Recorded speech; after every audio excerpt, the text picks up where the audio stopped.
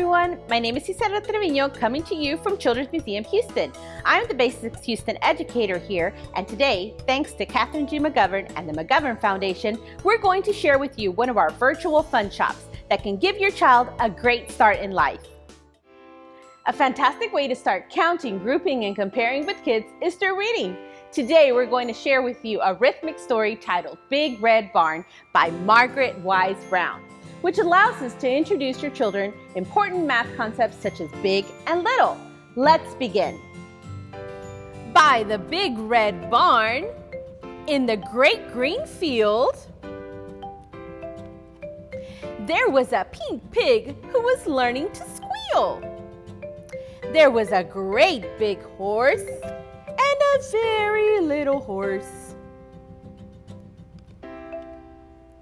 And on every barn is a weather vane, of course. A golden flying horse. There was a big pile of hay and a little pile of hay, and that is where the children play. But in this story, the children are away. Only the animals are here today. The sheep and the donkey, the geese and the goats are making funny noises down in their throats. An old scarecrow was leaning on his hoe, and a field mouse was born in a field of corn. Cock-a-doodle-doo! In the barn there was a rooster and a pigeon too. And a big white hen standing on one leg, and under the hen was a quiet egg. There was a bantam rooster and a little bantam hen with a big clutch of eggs. Count them, there are 10. Cock-a-doodle-doo! Moo, moo. There was a big brown cow and a little brown cow. There was an old black cat, meow, meow, and a tiger tomcat, meow. There was a big red dog, woof, woof, with some little puppy dogs all round and warm. And they all lived together in the big red barn. And they played all day in the grass and in the hay. That looks fun.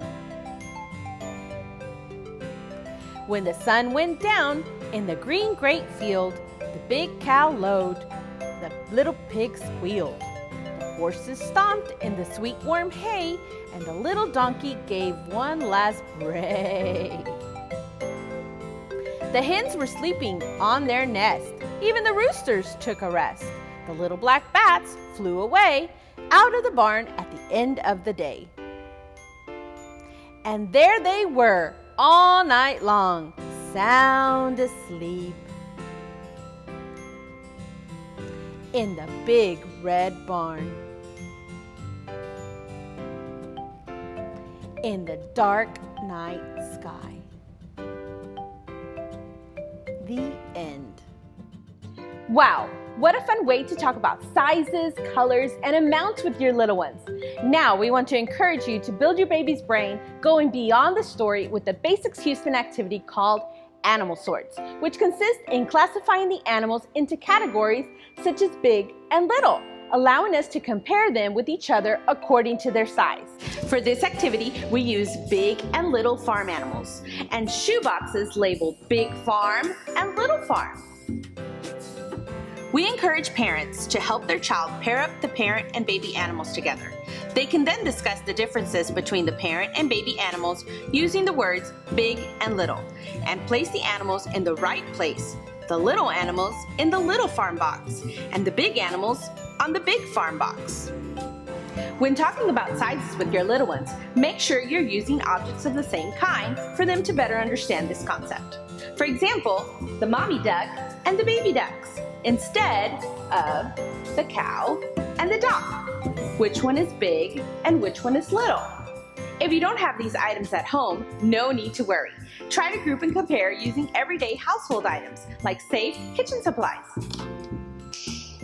Play a game of matching and sorting objects into groups. First, ask your child to put together similar objects for the ones that look alike and encourage them to compare which one they think is the big one and which one they think is the little one. Then you can put them into the correct container. So as we're looking, which one is big and which one is little? That's right, this one's big, so we're going to put it into the big container.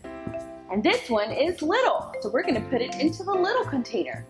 Even our youngest children can recognize patterns and use categories to process new information. They are understanding different types of objects. The more your little one practices grouping and sorting objects, the better this skill will develop. Wow, math can be done anytime and everywhere as we read together, play together, or even cook together in the kitchen. I'm Gisela Treviño, hoping you have enjoyed today's Basics Houston Learning. We would like to thank our sponsor, Catherine G. McGovern, and the McGovern Foundation for supporting this virtual fun shop. For more information, please visit the Children's Museum Houston website. See you next time!